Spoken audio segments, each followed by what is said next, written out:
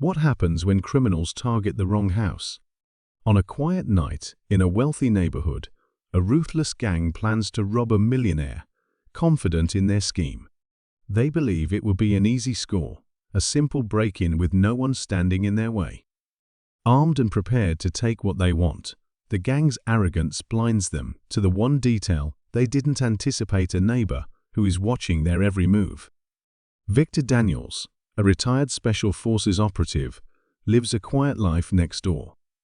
His skills, honed in the most dangerous corners of the world, were meant to protect people in life-or-death situations.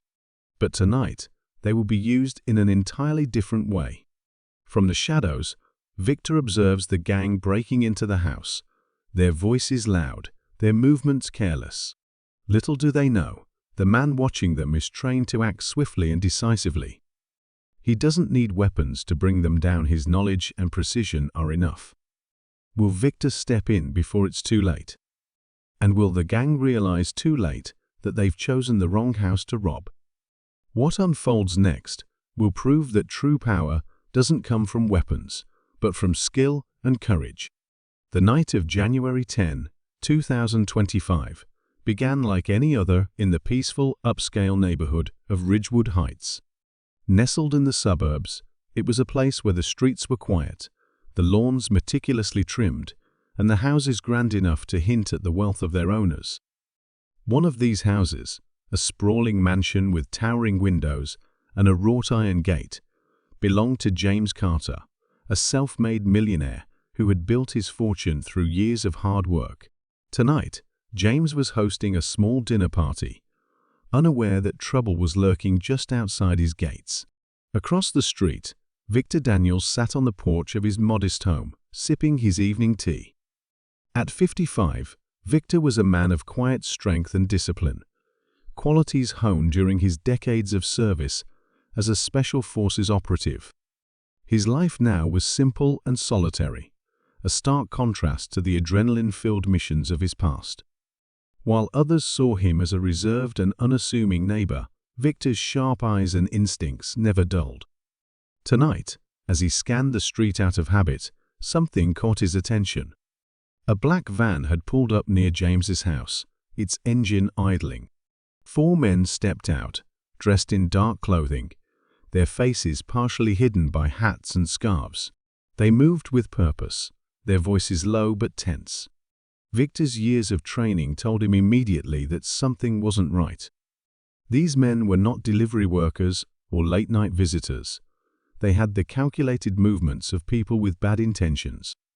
Inside the mansion, James and his guests were enjoying their evening, completely oblivious to the danger approaching. The dining room was filled with laughter and the clinking of glasses as James toasted to his recent successes. His wife, Linda, smiled beside him, proud of all they had accomplished together. Their teenage daughter, Emily, played quietly in the adjacent living room, her headphones on as she watched a show on her tablet. The warm, inviting atmosphere inside the house was a stark contrast to the cold, tense scene unfolding outside. Victor continued to watch, his body tensing as the men moved closer to James's property. They carried small duffel bags, which Victor knew from experience were likely filled with tools for breaking in or worse. One of them paused near the gate, pulling out a device to disable the security system. Victor's jaw tightened. These men were professionals, and they had done their homework. But they had overlooked one crucial detail. Victor Daniels, a man who had spent his life confronting danger, was watching their every move. As the gang breached the gate and began making their way toward the house, Victor's mind raced. He knew he couldn't call the police, and wait time wasn't on his side. These men were armed, and every moment wasted put James and his family in greater danger. Victor stood and stepped inside his house, opening a cabinet where he kept a few reminders of his past life, a tactical bag filled with tools he hoped he'd never need again.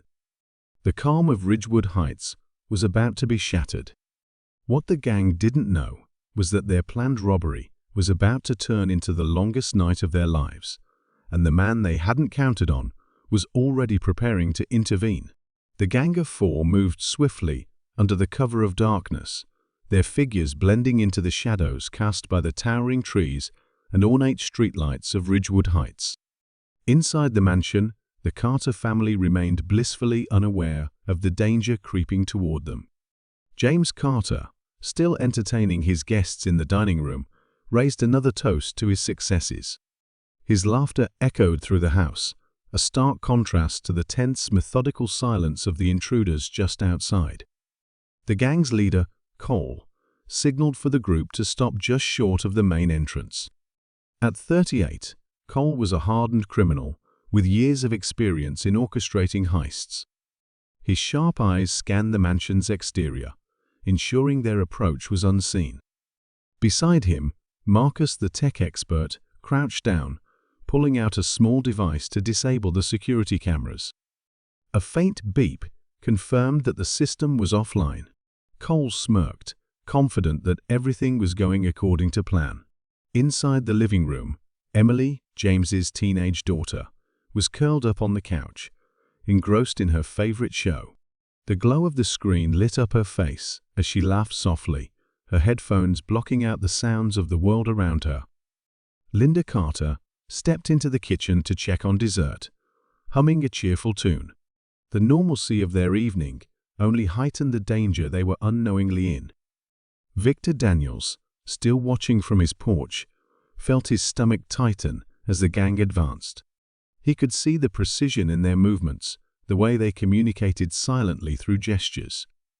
These weren't amateurs, they were professionals, and they were about to strike. Victor's military instincts kicked in as he noted their positions and calculated their likely entry point. He stepped back into his house, grabbing his tactical bag and a pair of binoculars, determined to track their every move. The gang reached the front door, and Cole motioned for Jackson, the muscle of the group, to use a crowbar to force it open. The sound of the lock snapping echoed faintly, but the laughter and clinking glasses inside drowned it out. They entered quickly, their footsteps light but purposeful. Marcus stayed near the door, setting up a device to jam any signals from within the house. Cole led the way into the dining room, where James and his guests were mid-toast. "All right, everyone, stay calm," Cole said, his voice cold and commanding as he brandished a gun. The room fell silent, the guests frozen in shock. Linda dropped the dessert plate she had been carrying, the porcelain shattering on the floor. James instinctively stepped forward, shielding his wife, but Cole's icy glare stopped him in his tracks. "This is a robbery," Cole continued, gesturing for his men to fan out. "We don't want to hurt anyone, but we will if we have to. Just cooperate, and no one gets hurt." Victor, peering through his binoculars, could see the gang's actions through the large windows of the mansion. His grip on the binoculars tightened as he watched Cole and the others begin their cruel takeover. One of the men, Rico, began collecting wallets, phones, and jewelry from the guests, while Jackson stood guard by the door, his imposing frame a silent threat. Emily, still in the living room with her headphones on, remained oblivious to what was happening in the next room. Marcus, noticing the glow of her tablet, whispered to Cole, who nodded and sent Rico to handle her. Victor's heart raced as he saw Rico creeping toward the living room. He had no doubt that if the gang realized they had another potential hostage, things could escalate quickly. Victor knew he had to act soon. Back in the dining room, James tried to reason with Cole. "Please," he said, his voice steady despite the fear in his eyes. "Take whatever you want, but leave my family out of this." Cole sneered. "That's the plan, Mr. Carter. But if anyone here tries to play hero, things will get messy." As Rico entered the living room, Emily finally noticed him in her peripheral vision. She froze, her wide eyes locking onto the intruder. Rico smirked and gestured for her to stand. Terrified, Emily obeyed, removing her headphones and clutching her tablet like a shield. He escorted her to the dining room, where Linda let out a gasp of horror at the sight of her daughter being dragged into the chaos. Victor, observing all of this, felt a surge of urgency. He couldn't wait any longer. The gang was armed and dangerous, and the family's lives were at risk. He quickly moved back into his house to gear up, his mind racing as he formulated a plan. He couldn't confront them head-on, not yet. He needed to create an advantage, something to throw the gang off balance and give him the upper hand. Back inside the mansion, the gang grew increasingly confident as they emptied drawers, safes, and jewelry boxes. Cole kept a close eye on the hostages, his gun never wavering. James held his family close, his mind racing as he tried to think of a way to protect them. He considered making a move, but the cold, calculating look in Cole's eyes made him hesitate. Meanwhile, Victor slipped out of his house, his movements as silent as a shadow. He crossed the street, staying low and out of sight, until he reached the side of the Carter property. From his new vantage point, he could hear the muffled voices of the gang inside and see their shadows moving through the windows. His military training kicked in as he noted the positions of each gang member and calculated his next steps. Victor decided to disable the gang's getaway vehicle first. Moving quickly but cautiously, he reached the van and slashed the tires, ensuring that escape would be nearly impossible. He then opened the hood and disconnected critical components, rendering the engine useless. With their escape route compromised, Victor turned his attention back to the house. Inside, tensions were rising. Cole grew increasingly impatient as Marcus struggled to crack the safe in James's office. "Hurry up," Cole snapped. "We don't have all night." "I'm working on it," Marcus replied, his fingers flying over the keypad. The frustration in his voice was evident, and it only added to the growing tension among the gang. Victor, now positioned near the back entrance of the house, prepared to make his move. He knew the risks one wrong step and the situation could spiral out of control. But he also knew that waiting any longer could cost the Carter family their lives. Steeling himself, he slipped inside, moving like a ghost through the darkened hallways. The robbery had reached its peak, the gang fully focused on their loot and hostages. But they had no idea that their carefully planned heist was about to be dismantled by a single man who had spent a lifetime preparing for moments like this. Victor Daniels crouched behind the bushes near the Carter mansion, his sharp eyes fixed on the chaotic scene unfolding inside.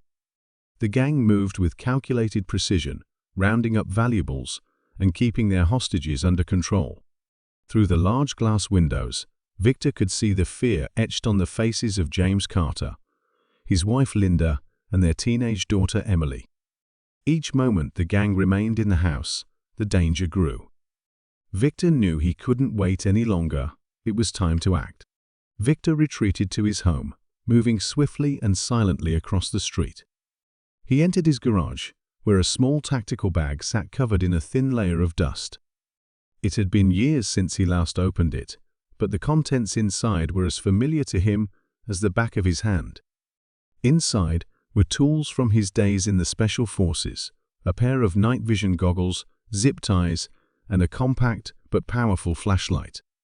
He grabbed a sturdy crowbar and a small utility knife, knowing these would come in handy. Although he didn't have access to firearms anymore, Victor trusted his training and resourcefulness to turn everyday objects into effective tools. His mind raced as he formulated a plan. The gang had the advantage of numbers, but Victor had experience and the element of surprise. He quickly analyzed the layout of the mansion from memory, identifying potential entry points and blind spots. Years of training had taught him to rely on strategy over brute force, and this situation called for precision and stealth. He couldn't risk rushing in without knowing the gang's exact positions. One wrong move could put the hostages in even greater danger. Victor peered through his binoculars again, observing the gang's movements inside the house. Marcus was still working on the safe in James's office, while Cole barked orders from the dining room, keeping a close eye on the hostages. Rico and Jackson moved between rooms, collecting valuables and stuffing them into duffel bags. Victor noted their patterns, waiting for the perfect moment to slip inside. The first step was to cut off the gang's escape route. Victor made his way to the gang's van, parked a few houses down. He moved quickly but cautiously, using the shadows to stay hidden. Once at the vehicle, he pulled out his utility knife and slashed the tires, the faint hiss of escaping air barely audible in the quiet night. He then opened the hood and disconnected the battery cables, ensuring the engine wouldn't start. With their van disabled, the gang would be trapped, giving Victor one less variable to worry about. Returning to the Carter property, Victor approached the back of the house. He used the crowbar to pry open a side window, careful to avoid making noise. Slipping inside, he found himself in the kitchen, the faint aroma of leftover food still lingering in the air. He paused to listen, his trained ears picking up the gang's voices from the next room. He could hear Cole giving orders, his tone growing more impatient as Marcus struggled to crack the safe. Victor moved through the house with the silence of a predator stalking its prey. He avoided the creaking floorboards and stayed close to the walls, his every movement calculated. His goal was clear: to take out the gang members one by one without alerting the others. He spotted Jackson entering the living room, his massive frame blocking the doorway. Victor waited until Jackson turned his back, then slipped behind him, wrapping an arm around his neck and cutting off his air supply. Within seconds, Jackson slumped to the floor, unconscious. Victor quickly secured his hands and feet with zip ties before dragging him out of sight. 1 down, 3 to go. Victor's heart pounded as he moved to the next room. Rico was rummaging through drawers in the study, his back to the doorway. Victor picked up a heavy paperweight from a nearby desk and hurled it across the room, creating a loud crash that drew Rico's attention. As Rico turned toward the sound, Victor struck from behind, delivering a precise blow that left him disoriented. In seconds, Rico was immobilized and tied up alongside Jackson. Meanwhile, back in the dining room, Cole was growing suspicious. The house had grown quieter, and 2 of his men had yet to return. He motioned for Marcus to speed up his work on the safe. "We need to wrap this up," Cole growled. "Something doesn't feel right." Victor, now positioned near the dining room, assessed the situation. He could see Marcus still hunched over the safe, oblivious to the tension growing in Cole's demeanor. Cole paced the room, his gun still trained on the hostages. Victor knew that taking down Cole would be the most challenging part of his plan. The gang leader's position near the hostages made a direct approach too risky. Victor decided to create a diversion. He moved to the circuit breaker panel near the kitchen and flipped the switch, plunging the house into darkness. The sudden blackout threw the gang into disarray, their shouts echoing through the mansion. Victor used his night vision goggles to navigate the now darkened halls, positioning himself closer to the dining room. In the confusion, Marcus abandoned the safe and fumbled for a flashlight. Cole barked orders, his frustration boiling over. "Find out what's going on, and keep an eye on them," he shouted, gesturing toward the hostages. Victor saw his opening. He moved swiftly, incapacitating Marcus before the man could even turn on his flashlight. With only Cole left, Victor felt a surge of adrenaline. He stepped into the dining room, his silhouette visible against the dim glow of moonlight filtering through the windows. Cole spun around, his gun aimed at Victor. "Who the hell are you?" he demanded. Victor's voice was calm but firm. "Someone who's about to make sure you never pull something like this again." The 2 men stared each other down, the tension in the room palpable. Cole tightened his grip on the gun, but Victor's years of experience had already given him the upper hand. With a quick, calculated move, Victor disarmed Cole, the weapon clattering to the floor. The gang leader lunged at Victor, but his aggression was no match for Victor's precision. Within moments, Cole was subdued, his hands bound alongside his fellow gang members. Victor turned to the Carter family, their faces a mix of relief and disbelief. "You're safe now," he said, his voice steady. As he heard the distant sound of approaching sirens, Victor knew his job was done.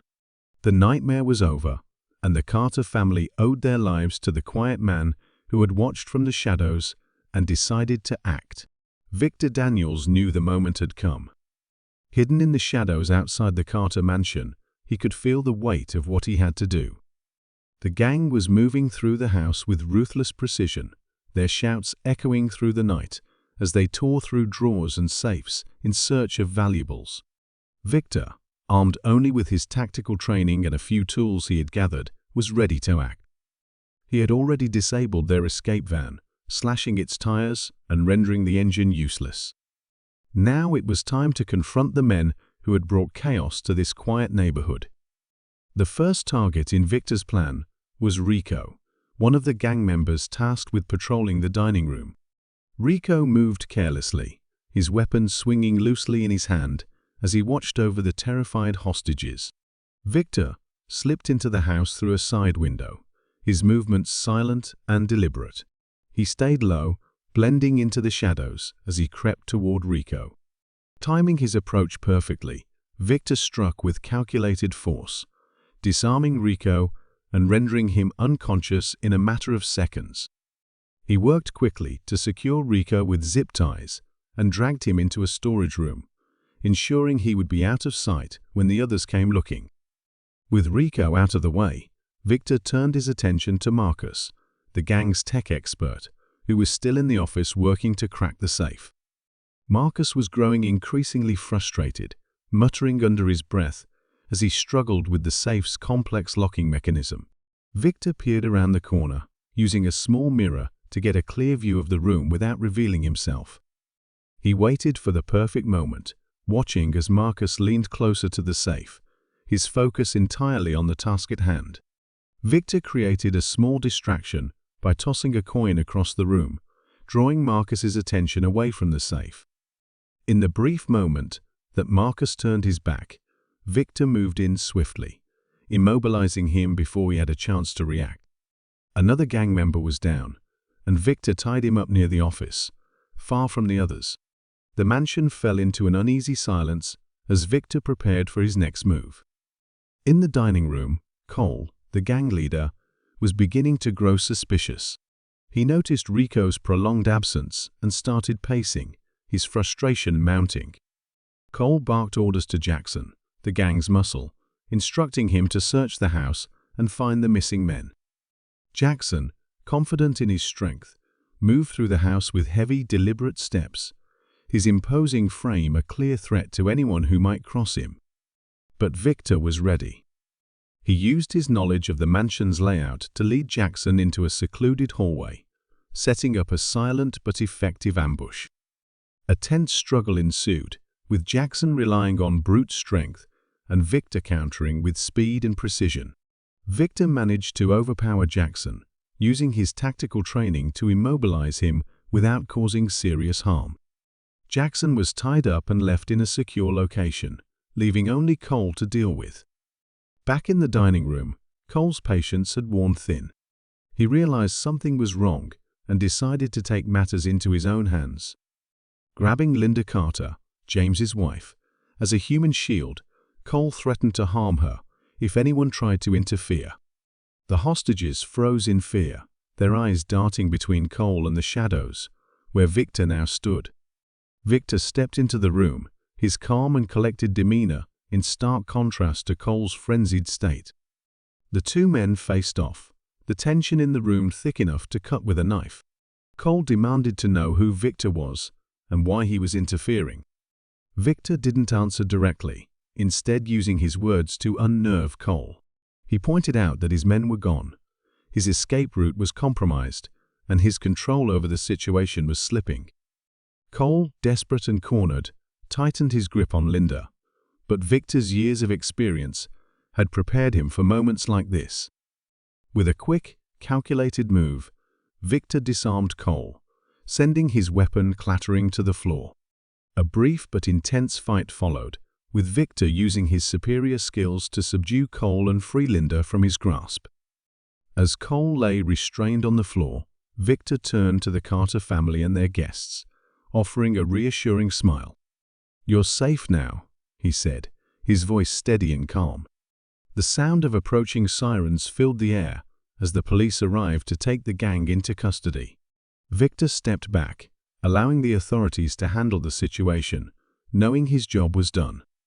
The Carter family's gratitude was evident, but Victor, true to his nature, slipped away quietly, leaving behind only the memory of a quiet hero who had acted when it mattered most. The police lights flickered against the darkened walls of the Carter mansion, casting long shadows as the officers worked swiftly to secure the scene. Cole, the gang leader, was handcuffed and led to a waiting patrol car, his confidence and swagger replaced by frustration and a seething glare. The other gang members, subdued and restrained, were hauled out one by one, their heist thwarted by an unexpected hero. Inside the house, James Carter held his wife Linda and their daughter Emily close, the fear of the night slowly giving way to relief. The family's gratitude was written across their faces, their tears a testament to the terror they had endured and the gratitude they now felt. Victor Daniels, standing quietly in the corner of the room, watched as the officers took control. His presence was a stark contrast to the chaos that had unfolded just hours before. The man who had lived his life in the shadows, using his skills to protect others, had once again stepped into danger without hesitation. As the officers completed their work, James approached Victor, his voice breaking with emotion. "Thank you," James said, his hand extended. "You saved my family. I don't know how we'll ever repay you." Victor shook his head, his expression calm but firm. "You don't owe me anything," he replied. "Just take care of your family. That's all that matters." James insisted on offering a reward, but Victor politely declined, knowing that his actions were not motivated by money or recognition. For Victor, doing what was right was reward enough. As the night wore on, the Carter family's neighbors began to gather outside, drawn by the commotion and curious about what had happened. Word spread quickly about the retired Special Forces veteran who had single-handedly stopped the robbery. Some of the neighbors approached Victor, thanking him for his bravery and expressing their admiration. Victor, ever modest, downplayed his actions, emphasizing that he had only done what anyone would have done in his place. But deep down, he knew that his unique skills and training had made all the difference. The Carter family, overwhelmed with gratitude, invited Victor to join them for a meal in the coming days, hoping to express their thanks in a more personal way. Victor agreed, sensing that this connection was one worth nurturing. Despite his solitary nature, he understood the value of community and the importance of forming bonds with those he had protected. Returning to his modest home across the street, Victor felt a sense of calm settle over him. He sat on his porch, the cool night air brushing against his face as he reflected on the events of the evening. His mind drifted to his days in the Special Forces, the missions that had shaped him, and the sacrifices he had made. He thought about how those experiences had prepared him for moments like this, where courage and precision could mean the difference between life and death. For Victor, his military past was not a burden but a gift, a set of skills that allowed him to continue serving and protecting, even in retirement. The days that followed brought more attention to Victor than he was comfortable with. Local news outlets covered the story, praising the quiet hero who had saved the Carter family from a potentially tragic fate. Neighbors left small tokens of appreciation on his porch home-cooked meals, thank you notes, and even offers of assistance should he ever need anything. While Victor appreciated the gestures, he preferred to avoid the spotlight, retreating into the simple routines that brought him peace. A week later, James Carter visited Victor at his home, bringing a handwritten note from his family. In the note, Linda and Emily expressed their heartfelt thanks, describing how Victor's bravery had given them a second chance at life. James, in their conversation, shared how the experience had changed his perspective, making him more aware of the fragility of life and the importance of protecting what truly mattered. The two men talked for a while, their conversation light but meaningful, and Victor felt a sense of connection he hadn't experienced in years. As life in Ridgewood Heights returned to normal, Victor continued to live quietly, his presence a reassuring constant in the neighborhood. The Carter family, now more vigilant and security-conscious, often waved to Victor from their front yard, their smiles a reminder of the bond forged through a night of shared adversity. For Victor, the events of that night were not just a test of his skills, but a reaffirmation of his purpose. He had spent his life protecting others, and even in retirement, that instinct remained as strong as ever. One evening, as the sun dipped below the horizon, painting the sky in shades of orange and purple, Victor sat on his porch, reflecting on the simple truth that had guided his actions. Sometimes, heroes aren't the ones who seek recognition or accolades.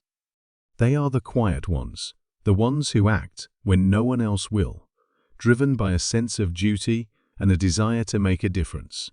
For Victor, being a hero wasn't about being noticed, it was about knowing that he had done the right thing, even if no one else ever knew. As he watched the lights in the Carter mansion flicker on, a sense of peace washed over him. The world was far from perfect, but in his corner of it, he had made a difference. And for Victor Daniels, that was enough.